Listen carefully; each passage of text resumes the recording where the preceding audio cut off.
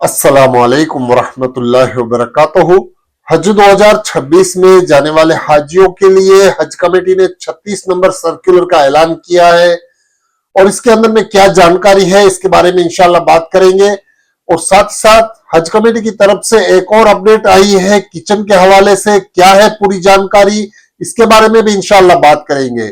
और पहली फ्लाइट 18 अप्रैल से शुरू होने वाली है और जो हाजी पहले फेज में जाने वाले हैं उनको क्या क्या करना है, बहुत सारी इंपॉर्टेंट हिदायतें हैं, उसके ऊपर बात करेंगे इंशाल्लाह। बने रहिए मेरे साथ और देखिए पूरा वीडियो, तो इंशाल्लाह सही जानकारी मिलेगी। जो हाजी चैनल पर नए हैं चैनल को सब्सक्राइब कीजिए, लाइक कीजिए, शेयर कीजिए अपने दोस्तों के साथ। तो हज कमेटी की तरफ से सर्कुलर नंबर 36 का ऐलान कर दिया गया है और इसके अंदर में हज कमेटी ने जानकारी बहुत सारी दी है। और इसके अंदर में हज कमेटी ने बताया है कि जो हाजी हज करने के लिए जाने वाले हैं उनको पहले 48 घंटे पहले रिपोर्टिंग करनी होती थी और उसके लिए अब हज कमेटी ने नया सर्कुलर जारी किया है। और इसके अंदर में हज कमेटी ने बताया है कि जो पिछले दिनों 34 नंबर का सर्कुलर जारी किया था 18 तारीख को, उसके अंदर में भी बताया गया था कि अब 48 घंटे पहले आपको रिपोर्टिंग करने की जरूरत नहीं है, सिर्फ आपको 24 घंटे पहले ही रिपोर्टिंग करनी है। जो भी आपका एम्बेरिकेशन पॉइंट है वहां पर हज कमेटी के ऑफिस में 24 घंटे पहले आपको पहुंचना है और वहां जाके आपकी रिपोर्टिंग करवानी है। वहां से आपके पासपोर्ट आपको दिखाने हैं और जरूरी डॉक्यूमेंट्स जो हज कमेटी की तरफ से आपको लेने हैं, जैसे कि वीजा की कॉपी है, इस तरह के जितने भी डॉक्यूमेंट्स हैं, कागजात हैं, जो भी आपको कार्ड दिए जाएंगे और जितने भी हज कमेटी की तरफ से आपकी जो किट मिलने वाली है उसको आपको कलेक्ट करना है 24 घंटे से पहले। तो ये पूरी जानकारी हज कमेटी ने दी है सर्कुलर नंबर 36 के अंदर में। आप समझ गए होंगे कि जो भी रिपोर्टिंग करनी पड़ती थी पहले 48 घंटों से पहले, वो अब 24 घंटे पहले करनी है। और जो आपको बाकी के डॉक्यूमेंट्स वगैरह जो भी है, जो हज कमेटी की तरफ से आपको वीजा मिलने का है, वो सभी आपको वहां पे मिल जाएंगे। तो आपको 24 घंटे पहले पहुंच जाना है और आपकी पासपोर्ट बहुत ही संभाल के रखनी है। वहां पर आपको 24 घंटे पहले आपको हज कमेटी को आपकी पासपोर्ट भी चेक करवानी है। इस तरह से ये पूरी जानकारी हज कमेटी ने दी है। और किचन के हवाले से बहुत ही जरूरी मालूमात हज कमेटी ने दी है, वो भी मैं आपको बता देता हूं कि इंतजामिया वजाहत के बिना पर अब हज कमेटी ने जो ऐलान किया है वो है आपको हज कमेटी की तरफ से किचन की सुविधा अब नहीं मिलेगी। और जो हज कमेटी ने इंतजाम की बात कही थी कि वो हज कमेटी आपको कैटरिंग की सुविधा देगी, वो भी अभी पूरी तरह से मुकम्मल नहीं हो पाया है। इसके लिए हज कमेटी की तरफ से कुछ कैटरिंग की लिस्ट जारी की जाएगी और इस कैटरिंग की लिस्ट में आप चाहें तो उन कैटरिंग के तरफ से आप खाना खा सकते हैं। उनसे बातचीत करके आप अपना खाना, एक टाइम है, 2 टाइम है, 3 टाइम है, जितना भी चाहे उतना वक्त आप उसके अंदर बातचीत करके उनसे राब्ता कायम करके आप करवा सकते हैं।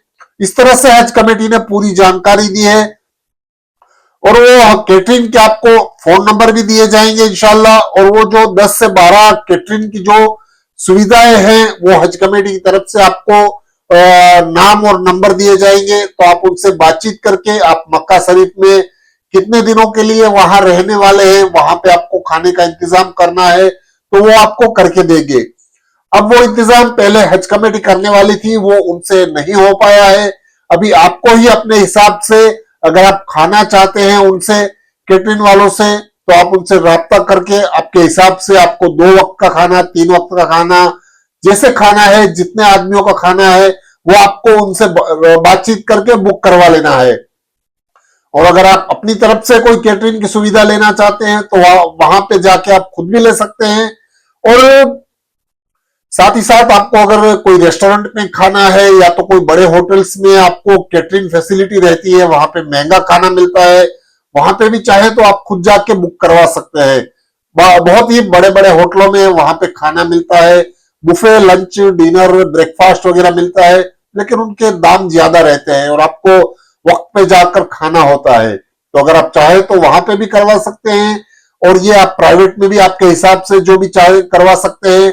और हज कमेटी आपको इंशाल्लाह जाने के वक्त कुछ कैटरिंग की लिस्ट देगी, उनके तरफ से आप खाना चाहते हैं तो उनसे भी आप राब्ता कायम कर सकते हैं, उनके फोन नंबर भी दिए जाएंगे इंशाल्लाह। तो अब हज कमेटी की तरफ से पूरी तरह से क्लियर हो चुका है कि आपको हज कमेटी की तरफ से किचन की सुविधा नहीं मिलेगी और आपको खाना अपने तरफ से ही खाने का इंतजाम करना होगा।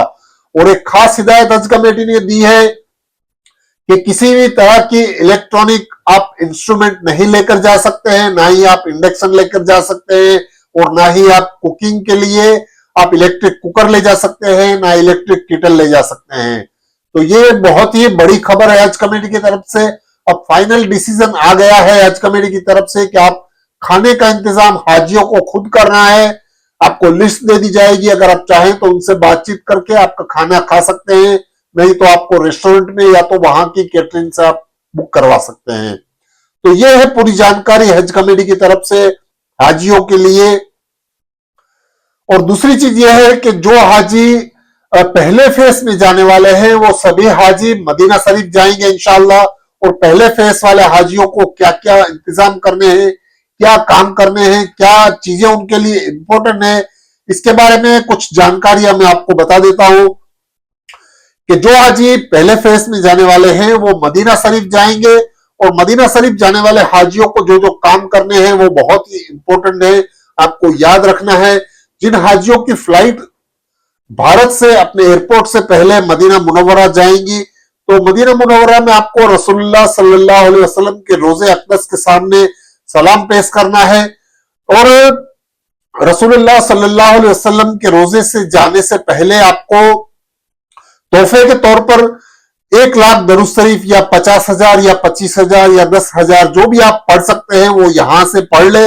और सारे आजमीन हज अपने घर पर ये दरूद शरीफ पढ़ के उनका तोहफा लेकर जाए।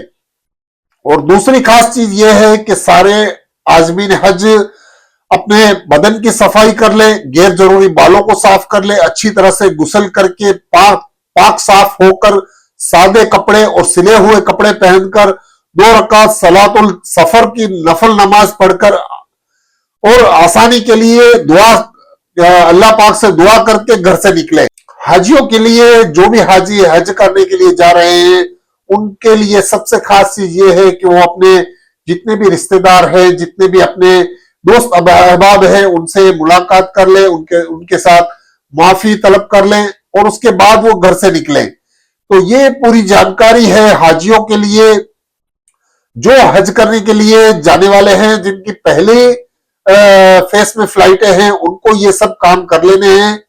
और खास करके रोजा रसूल पर जाने से पहले आपको रियाजुल जन्ना की बुकिंग भी कर लेनी है, जो आपको वहां जाके परेशानी ना हो, क्योंकि आपको मदीना शरीफ में 9 से 10 दिन रहना होता है। उस बीच में आपको रियाजुल जन्ना की बुकिंग आपके नुसुक ऐप के जरिए से आपको उसकी बुकिंग करनी होती है। और बहुत सारे हाजमीन आज अभी से ही वो बुकिंग कर लिए हैं, अगर आपने नहीं की है तो आप जल्द से जल्द आपकी नुसुक ऐप में जाकर आप अपनी बुकिंग कर सकते हैं। जो आपका 8 से 9 दिन का, 9 से 10 दिन जो भी सफर रहता है वहां पे आपको 40 नमाजें पढ़नी है और उन नमाजों के साथ साथ आपको रियाजुल जन्ना में भी जाने का मौका मिलता है, तो उसकी बुकिंग आपको यहां से कर लेनी है। अगर आपको समझ में नहीं आता है तो किसी जान पहचान वाले से मोबाइल लेकर, आपका मोबाइल देकर उसके अंदर में नुसुक ऐप को लॉगिन कर लें, आपकी पूरी डिटेल उसके अंदर में फिट कर लें और उसके बाद यहां से आपकी बुकिंग जब आप पहुंचने वाले हैं उस तारीख से 8 से 9 दिन के बीच में जब वहां रुकेंगे आप मदीना शरीफ, वहां पे आपकी बुकिंग करवा लें। इस हिसाब से आप वहां जाकर रियाजुल जन्ना में, जन्नत का जो टुकड़ा है उसके अंदर में आप आधा घंटा का टाइम मिलता है आपको इबादत करने का। वहां जाके आप इबादतें करें, नफल नमाजें पढ़ें और अगर मौका मिलता है फर्ज नमाज का वक्त है तो वहां फर्ज भी अदा कर सकते हैं। तो ये पूरी जानकारी है हज कमेटी की तरफ से, जो हज कमेटी ने सर्कुलर नंबर 36 बताया है उसके हिसाब से। और जो अपडेट आई है किचन के हवाले से, वीडियो अच्छा लगा है तो चैनल को सब्सक्राइब कीजिए, लाइक कीजिए, अपने दोस्तों के साथ शेयर जरूर कीजिए। अल्लाह हाफिज।